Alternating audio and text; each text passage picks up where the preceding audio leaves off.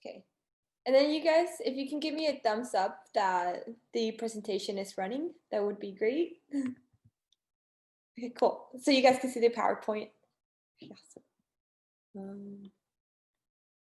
Okay, so today we are going to be talking about what exactly is sex trafficking, and it is going to be presented by Selfless Humans. So the very first thing we're going to do in this part one is we're going to let you know, for one, like what is the purpose of this training? The main purpose behind this training is to educate our community about the current reality over what is happening in the sex trafficking industry. By educating, we can help stop the spread of sex trafficking. Frequently asked questions. So we're going to answer some of the questions that are most asked by our community. And then in part two, then we're going to dive into a deeper conversation of the questions that are currently being asked. So what exactly is sex trafficking? So sex trafficking is human trafficking for the purpose of sexual exploitation, including sexual slavery, which is considered a form of modern slavery. And then where do we find victims? We sometimes have survivors reach out to us via our Instagram, which is Selfless Humans, which has actually been a really great blessing because a high targeted of people that are being trafficked are teens, and that's where they're currently at is social media platforms. However, due to the circumstances, they may not be able to reach out to us. So Selfless Humans organizes monthly volunteer events to do outreach within Orange County and LA County. And then who are the traffickers? The exploiters of human trafficking include a wide range of criminals and criminal enterprises that organize, implement, and profit from trafficking human beings. Traffickers often rely on enablers in order to conduct their businesses, individuals and entities, both legal and illegal, that provide goods and services to exploiters, which make human trafficking possible and profitable.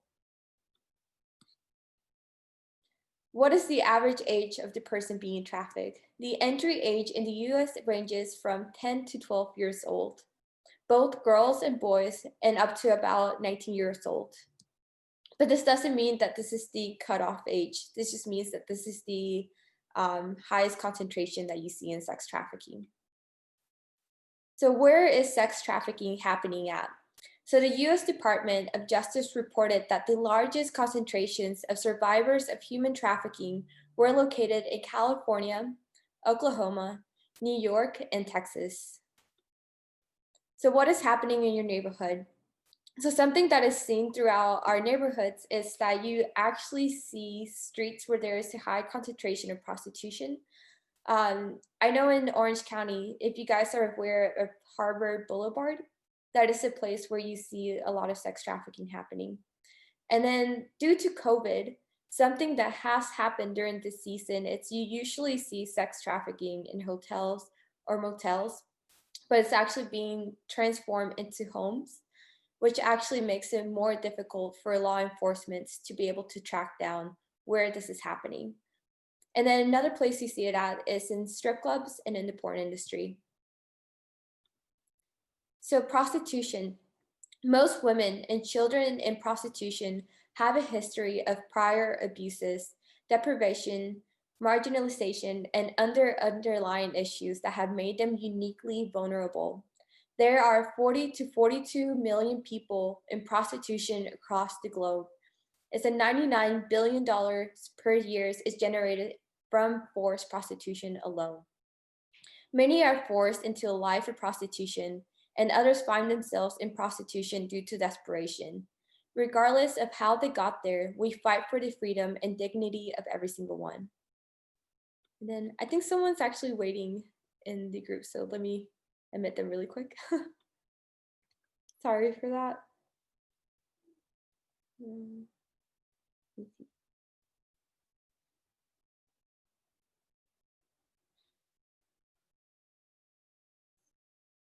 Okay, perfect. Someone's having difficulty trying to join, so we're going to hopefully have TJ hop on. Okay.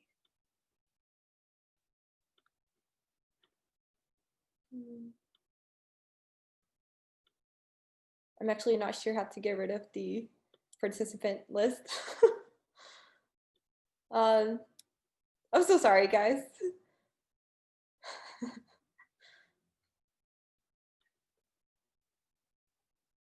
Okay, perfect. We're having more people join, so it's popping up. So I'm sorry for the delay.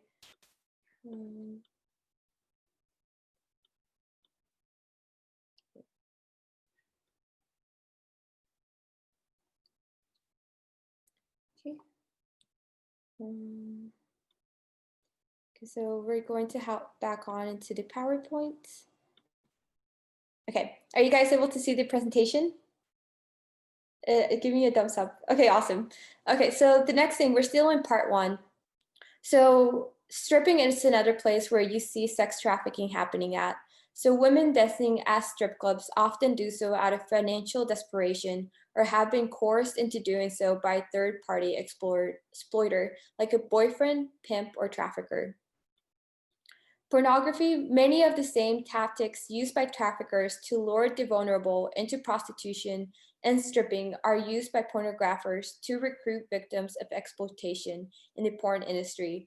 Oftentimes, predators of rape, trafficking, and sexual assault upload videos of their crimes to popular porn tube sites like Pornhub, further exploiting their victims. And as you guys may have heard about the Exodus movement, they've actually been doing petitions to stop the exploitation of pornography because there's a high percentage of the videos that are uploaded that are of a sex trafficking victim. So it's really important that we make people be aware of what they are watching. So why don't the victims being trafficked just leave? A trafficker's main method of control is psychological. This is manifested in various ways, such as giving victims a hopeful but false time frame of liberation or buying them gifts. Another tactic traffickers use is convincing their victims that they truly love them or instilling fear and doubt that it gets their victims to a place where they absolutely break down their minds.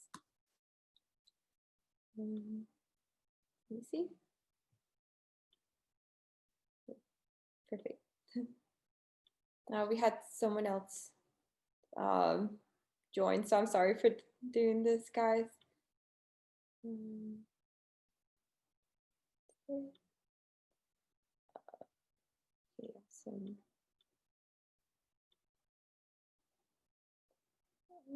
Okay, I'm just trying to fix the screen, so give me 1 minute, guys. I'm so sorry about this.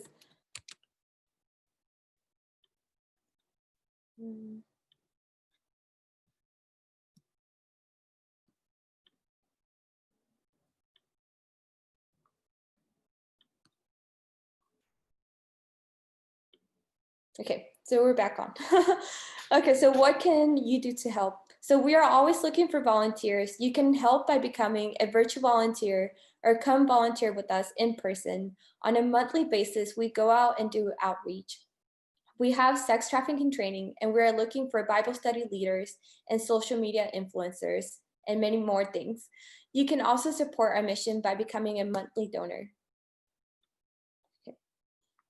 So a question we get asked frequently is who are the victims? So high target groups are the most vulnerable are homeless teens, children in the foster care, the welfare system, the LGBTQ plus individuals, migrants, and refugees.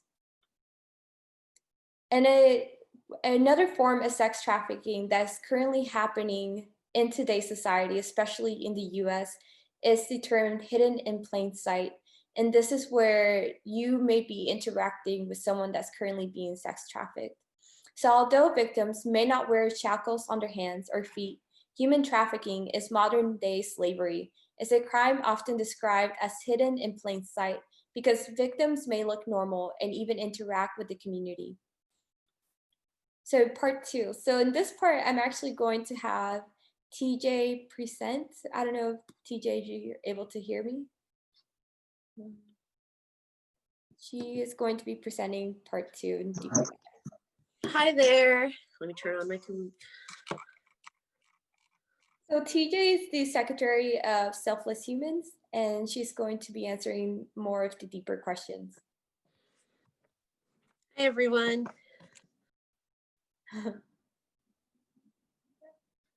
um, Can you hear me now? yeah. Okay, great. Okay, so part two, we're going into a deeper dive. So what is happening in the United States? The United States Department of State, U.S. Department of State estimates that 14,500 to 17,500 people are trafficked into the United States each year. Even though those numbers don't include many of the individuals that are trafficked within the U.S. borders. So, frequently asked question is that it's estimated that internationally there are about 20 million to 40 million people in modern slavery today. Assessing the full scope of human trafficking, it's difficult because there are so many cases that often go undetected, and the United Nations refers to them as the hidden figure of crime. Another question is that it's estimated that internationally about 0.04% of the survivors of human trafficking cases are identified, meaning that a vast majority of these cases go completely undetected. Human trafficking earns global profits roughly in 150 billion a year for traffickers, and 99 billion of which comes from commercial sexual exploitation. Let me know if I'm going too fast. And then globally, an estimated 71% of enslaved people are women and girls, while men and boys still account for 29%. To continue, of course, pornography, adult sex offenders, including child molesters and rapists, have been shown to have significantly higher rates of hardcore porn use than non-offenders. So porn is rife with the rape, trafficking, and exploitations of men, women, and children, and propagates a culture of sexual objectification. So research has shown that pornography has become an effective marketing vehicle, driving men to purchase sex, and often those they purchase are victims of trafficking and exploitation. So moving forward, some more frequently asked questions. In 2018, over half, 51.6% to be exact, of the criminal human trafficking cases active in the US were sex trafficking cases involving children. These reports indicated that a large number of the sex trafficking for the child survivors in the US were at one time either in the foster care or they were children without families to make them feel loved and cared for. And foster children in large cities like New York, LA are at most risk of being targeted. And do you guys have any questions so far? Okay, moving forward.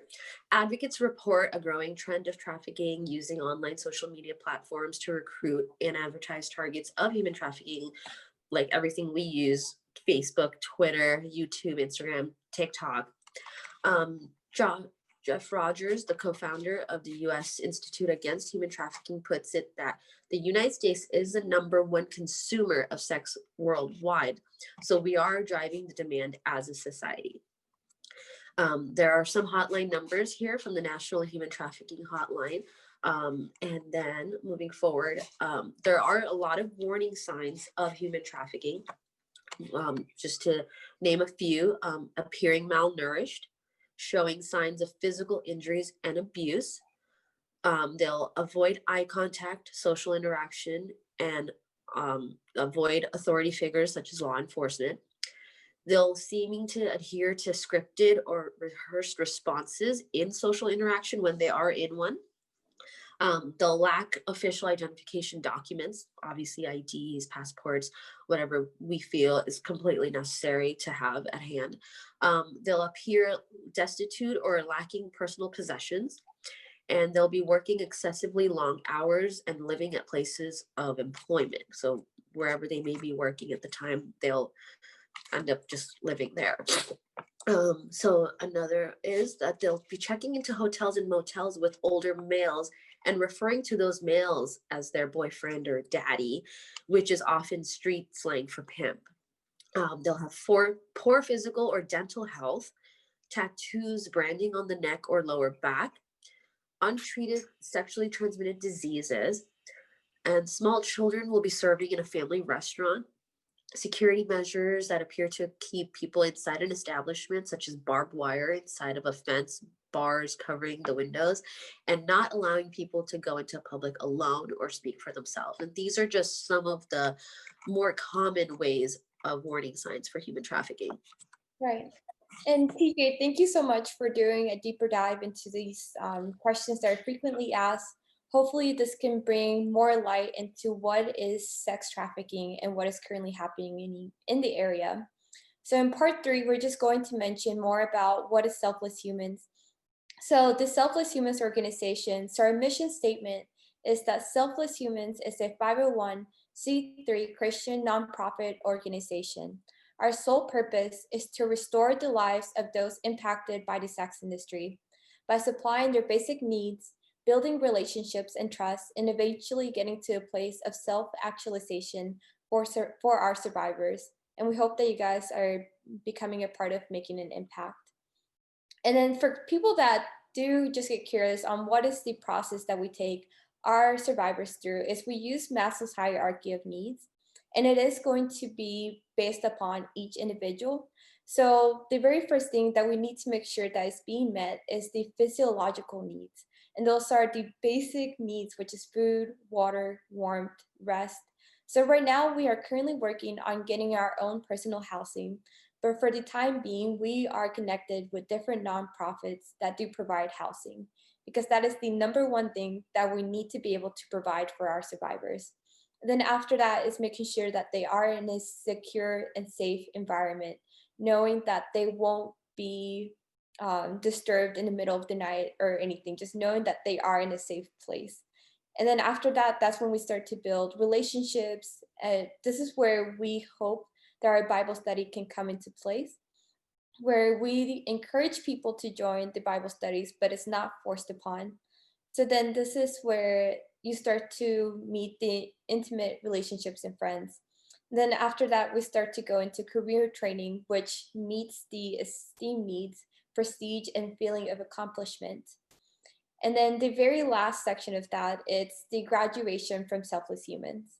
And this is the most exciting part because this is when someone has completed the program and is now able to build their own life apart from Selfless Humans. Um, so, so a call to action is now that you are well equipped with this training, we are going to be sending out this training to anyone who would like to host their own training in their home. Um, there are a few different ways that you can get involved with the end of spreading the spread of sex trafficking.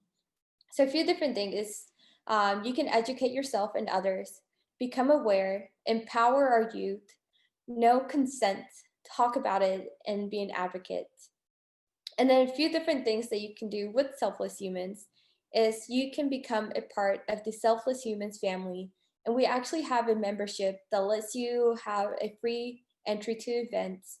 There's community building opportunities, and you also learn leadership skills.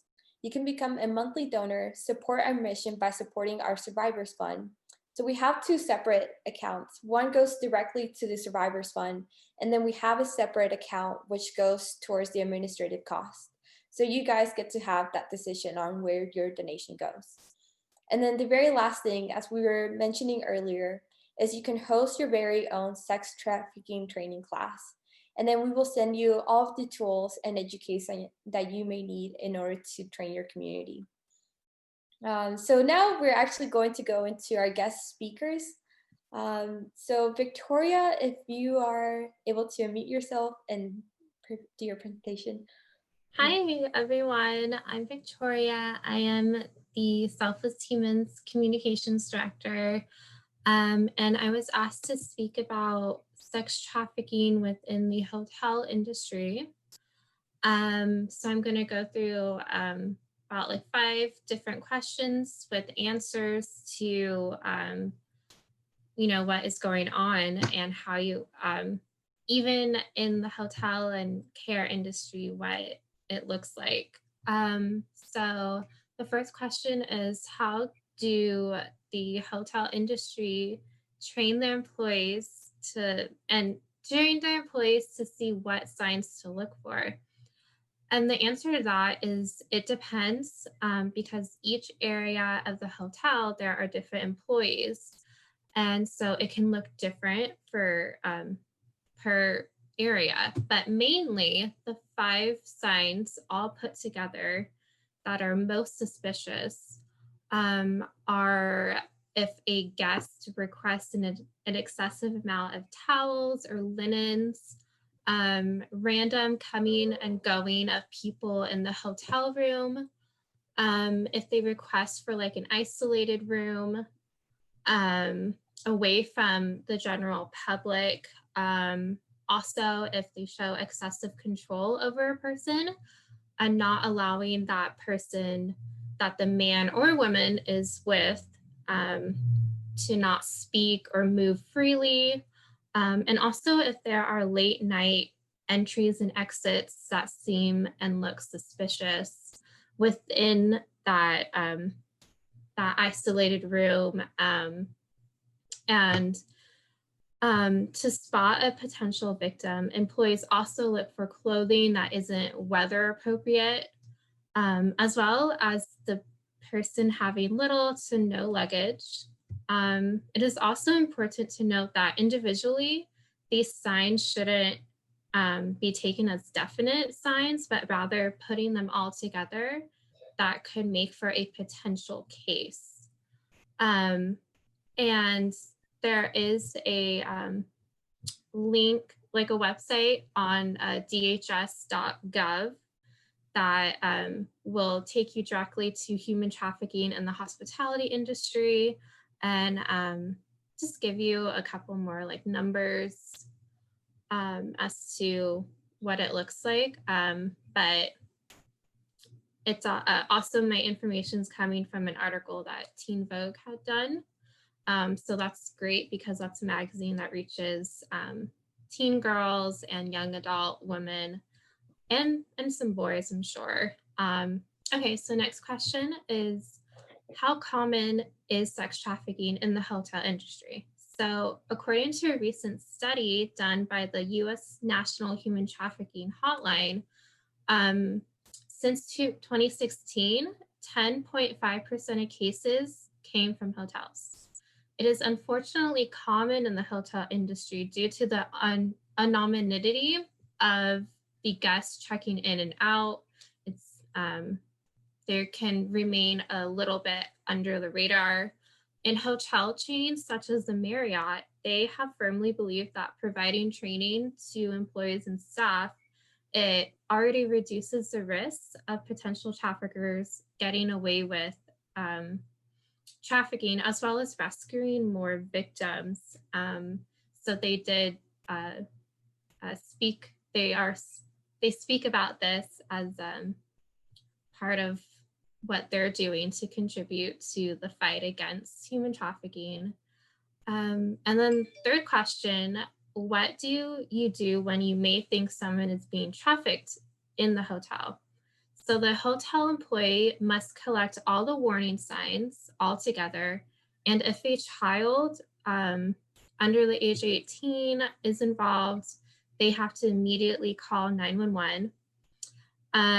If they're over 18, they call non-emergency police hotlines, such as the human trafficking hotline, to better handle that certain situation. And then question 4, what to do after reporting the incident. So the best thing for the employee to do is to keep calm and keep an eye out for where they are currently at. The employee just keeps an eye out for the situation, as well as the area that they are working in, making sure that the correct protocols are going into play and the correct authorities are coming to help with the situation. And then it will also prepare the employee to just be able to spot it right away going forward. And then question number 5, how can we as the public help in the realm of spotting it in the hotel industry? Because I mean, I guess pre-COVID, when travel was more normal, like the general public is going to the hotels and anywhere traveling. So the public can get more informed by educating ourselves, paying attention in everyday life, and report potential cases. This means keeping the hotline numbers in our cell phones and other information readily in our cell phones to quickly be able to notify the right organization and the police. So I think that is a huge part of what we can do when we go check into hotels and see something fishy. And we're always on our cell phones. So if we just take those few minutes to put that the hotline numbers in there, I think that will help just tremendously. So thank you so much for letting me speak, and we'll take it back to Fatima. Yeah, and Victoria, thank you so much for just giving us more education regarding what is happening in the hotel and motel industry. Yeah. Yeah, of course. And the next speaker we're actually going to have is Rachel Brother. I'm sorry if I'm pronouncing your last name wrong. It's Bruder, but it's funny because in German it means brother. So Oh, that's awesome. it was close. Yeah, and I'm really excited to hear about your experience with working with sex trafficking victims in Berlin. So if you can just go ahead and present. Yeah, so I'm just going to kind of give an overview of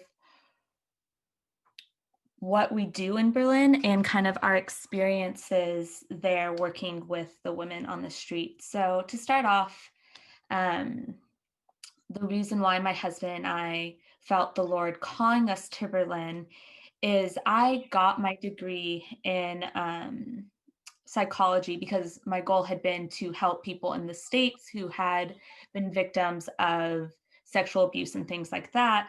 But upon reflection and looking back at books I had read and stories I had heard, so many of the people I looked up to were people who had come out of prostitution or were survivors of sex trafficking, and the way that the Lord used them through that.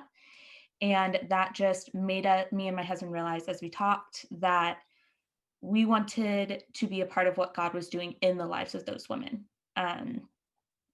And so my husband knew he was supposed to be working in an atheistic society, which is Europe. And so we just put those two together and ended up in Berlin. So while we are there, we partner with local ministries working with women on the street, one of which is a drop-in center set in one of the parts of Berlin that is known for what would be considered low-end prostitution. It's a place where the women can come. We give them free food and drink, clothing. We pray over them, or we just talk to them. We also have places they can take naps and just rest. We have contacts for them to a pregnancy care center, to doctors, to jobs, to lawyers, all that sort of things, as well as a social worker who can help them process through what it is they need at any given time. We also work with a street outreach where we go out at night and offer the women a warm drink. And we have these books in a bunch of different languages, so we can give it to them in their language. And it talks to them about the value that Jesus sees in women and how much the Lord loves them. And it's called the Book of Love. So we give that to them, as well as tell them about the drop-in center and all the different ways that we could help them if they want help. We do the same thing and go into brothels, except with brothels, we take baked goods to offer to the women and the pimps or the owners, or however they have their brothel set up. And that's how we get in there. And lastly, we work with an aftercare program. So what they do is it's a place for the women to stay, as well as have the help that they need through counseling, through social work, through helping them finish their education, learn just simple life skills like cooking and exercise, or just anything they want to learn that brings them joy and peace in the midst of all they're going through as they are beginning the healing and next stage process, with the goal to be eventually to get them into a job and get them into their own home. And so that's always our goal, is to, when we meet a woman on the street, the goal is always to get her into another job or get her to a safe house aftercare program, preferably in their country of origin. Sometimes that can be not the best case, but normally that's the goal, because their country of origin is going to be the people who can help them the best. And so that's always an exciting thing when a woman decides to go home. So prostitution in Germany has been legal since 2002. And so Berlin itself is seen as a capital of sex and partying. And because it has been legal for almost 2 decades now, prostitution is just part of their culture. This is probably one of the biggest differences between trafficking in the States versus Germany. Prostitution and sex trafficking is still pretty hidden within the States. A question I hear a lot when we're currently in the States and when we're here sharing with people, they always are really surprised and say, wait, that happens here. And they don't see it because of how the media portrays it. They don't understand that it happens here as much. But in Berlin, brothels and sex clubs are advertised on billboards, they're advertised on taxi cabs, and over 1/4 of all German men have paid for sex at some point. So it's just in there. And so with it being so prevalent in their culture, it's hard for the police to identify those who are doing the trafficking. And the industry produces so much money for not just the people involved in the trafficking, but the government, that the police are usually just paid to look the other way when they do come across actual cases of trafficking. Another difference that came to my mind while you guys were talking is the child trafficking aspect. It's actually not very prevalent within Germany, because since it is legal, the traffickers can get away trafficking adults, versus trafficking a child is still illegal. So they don't put themselves in that place of danger, because that would be a lot more obvious. So there are children, but it's a lot less prevalent than you would see in the States, whereas the States is one of the highest rates of child sex trafficking there. If we see anything, it's maybe like a 17-year-old. Right. But while it's kind of almost as if the US and Germany are on 2 different sides of this issue, but on both sides of it, there's human beings that are being hurt and misused and need support. And both have a long way to go in that. As far as how we can identify those who are being trafficked in our context, we don't necessarily differentiate between those who choose prostitution and those who are forced into it when doing outreach, because we acknowledge that cultural and familial expectations, as well as other things, can take away what these women feel is a choice. So we treat them all the same when we are doing outreach and those sorts of things.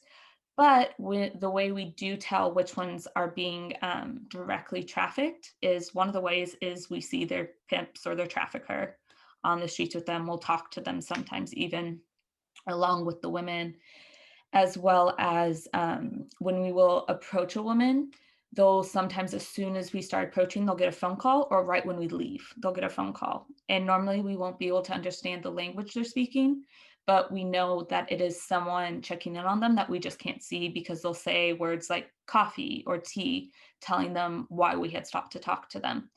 Another one for us that is the most obvious sign is if they can't speak German or English at all. Then they've probably been trafficked in a group out of their country without any plan to be there.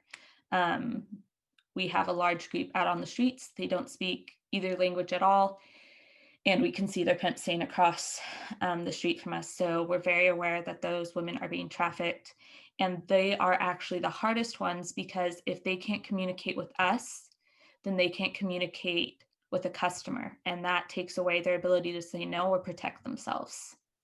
And so they're very hard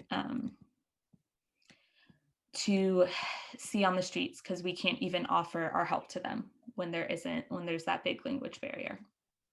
I think one of the most important things to remember when it comes to sex trafficking is that it does not look like what we see in media and in movies.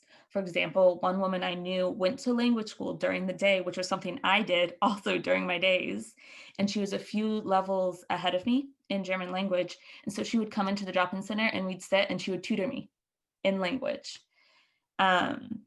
She thought I was an idiot. I probably was when it came to German. But these women they're creative, they're generous, they're funny, they're great moms, they're thoughtful, they're smart, and they're deserving of love and care. And while what we see in media happens, sure, it's not the norm. And that makes it really hard for people to understand what sex trafficking really is. And I think that we need to be willing to do the research and get to know these women and their actual situations, and not just throw them into a stereotype that we think we can understand. And then something that often comes to my mind when sharing about the woman is a common occurrence when we're out on the streets talking to women is we'll ask them if we can pray for them after they've shared some of what's going on in their lives. And so often the response is, yes, please pray for me, but don't pray for me here. I don't want God to see me here. Mm-hmm. And as heartbreaking as that is to hear, it opens a door for us to be able to explain to these women that God sees them and loves them no matter where they are and no matter what they're doing. And it's just something that's so important to us. It's that these women begin to see their value and know that they're worthy of love from others and from God, no matter what they are going through or have gone through in the past. And restoring value and human dignity that these women have inherently, but that people have tried to strip away from them, is just one of the first and such important steps in getting them to understand that they deserve the fight that it's going to be to get off the streets and find healing. And yeah, what these women, children, and men have gone through is something that I truly hope that I never can fully understand. They go through trauma, PTSD, betrayals, and hurts, and mental things that people will do to them. And those things can't be ignored, but it doesn't change that they're a creation of God. And that's what keeps us able to keep going. And it's hard seeing and hearing the worst parts of humanity. It's draining, but it's worth it. And it's only like through the Lord that I have the strength to keep going back and loving and laughing with and praying for these people that find themselves in these situations. And I think that it's just so important to remember that we all have some kind of skill, passion, or life experience that can be used in a way to help these people, no matter where you are. If it's educating people, you guys already talked about a little through Instagram. You can find so many Instagram accounts and you can just share the info they share, or just talk with your friends about it. You can learn more. Mentoring people who are younger than you and could be at risk. These are such simple things that could have a big impact. And then if you have more time, there's so many other things to be involved. And I think it can be scary to get started, but you can't make excuses for it. Yeah. Thank you. That was great, Rachel. Thank you so much for just sharing about your experience. And then I really love that you were able to just bring it back to the true value of who they are. So thank you so much for just sharing everything about what you have learned. And if someone is currently listening to this message, I hope that you guys really do understand that God will be with you regardless of what your situation is. So thank you once again. And then the next speaker we're going to have is Tisha, and she's actually a women's coach who helps empower people. And she is great and amazing. So I'm really excited to just have Tisha speak. So. Hi, everybody, and thank you so much, Fatima, for inviting me to be a part of this um, really important and truly selfless work, right? It's really selfless. So just a little introduction. I'm Tisha. I am a mother of 3 amazing sons. Two that are adults and one that is still a teenager, still sort of forming his ego and deciding who he wants to be and what his space is. So I have been an educator for many, many years. I started out as a preschool teacher, later went on to work with children in after-school programs, and then later became a Waldorf trained teacher. So I have Waldorf training as well, and decided that teaching wasn't exactly my role and decided to go into psychology. So I also have a degree in psychology as well as a master in public administration. I'm also a healer and work just tirelessly to help women and people in general see their worth, right, and who they truly are, and their divinity on this plane and on this earth. So that's really been my work, is to help be the light in the darkness when people feel like they don't see any light around them.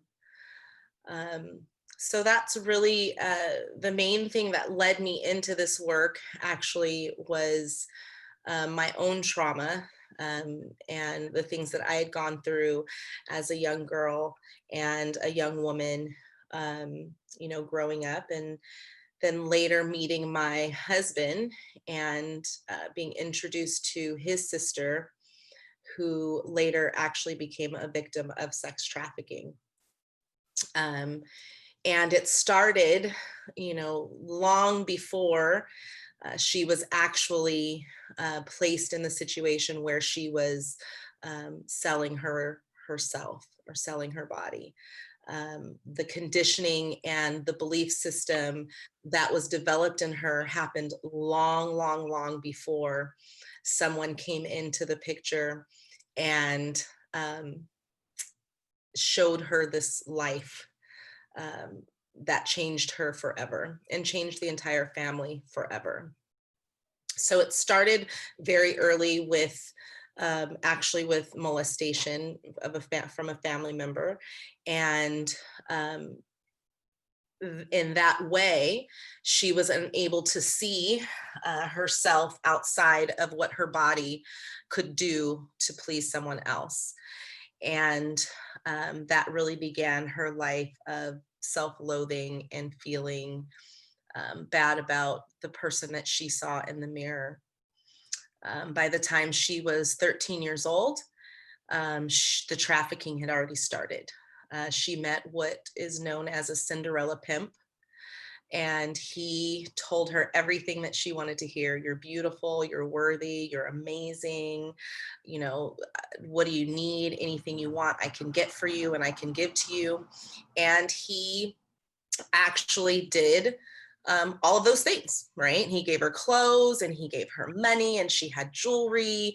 And at, you know, 14, 15 years old, she's driving around in nice luxury cars. And so she did have that. But what she didn't have was her connection to spirit, and she didn't have her connection to her divine right to be in this space and to have her own choices and make her own decisions. And through that lifestyle, she became addicted to drugs, unfortunately. And although her pimp was also her boyfriend and later became the father of 3 of her children, he abused her, and of course, in heinous ways, other than just putting her on the streets, but he also shot her. And she continued to go back. So this is really that's really what a lot of us are up against as we enter into this space and we embark on this journey of healing with these young women and young men, is the trauma that they're enduring is really invading their belief system and who they are and what they're capable of. When I initially was, when the whole sex industry first came into play, I envisioned it or saw it as we do in the media, like you discussed, Rachel, that it's sort of them and not us. It's these tragic situations of these poor, people who get dragged into this. And or older women who just make the decision because they're strung out on some drug or something like that. And I never really understood the impact of their childhood and all of the things that they had encountered along the way before this lifestyle kind of took over. So it really switched my perspective once it was in my face and it was in my family, that I knew this little girl, that I had sat on the floor and played Barbies with her, right? That we had opened Christmas presents together, and that it wasn't a choice for her at that point anymore. And that was really what triggered me to continue to learn more and to seek out healing for myself so that I can then be a better resource for those around me. And it's been, rewarding for myself, but also impactful to understand that trauma comes in many, many forms, right? And the body doesn't differentiate between trauma. And a lot of the healing that I have gone through and have continued to go through looks very similar to the healing that occurs with these young ladies and young men that are in this unfortunate situation. And that we begin to see that the trauma and the beliefs that they have developed through the trauma is really what continues to root them in this lifestyle and continues to call them back, right? When you feel that the work has, you've made so many strides and you've done so much work. And I just want to encourage anybody who is on this journey and on this path with anyone that that you consider that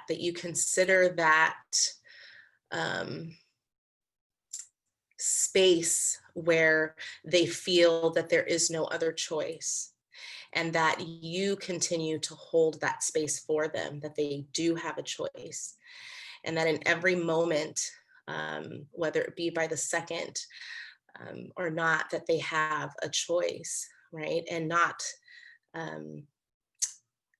holding them negatively because they make a certain decision or a certain choice, but always holding them to their higher selves, right? And bringing them back to that space, like you guys have talked about, where they are in community with God and where they're in community with Christ and those that follow, Christ's message and God's message that we're all created in the image, right, of God, and that image is divine and it's beautiful and it's perfect. And even in the midst of this,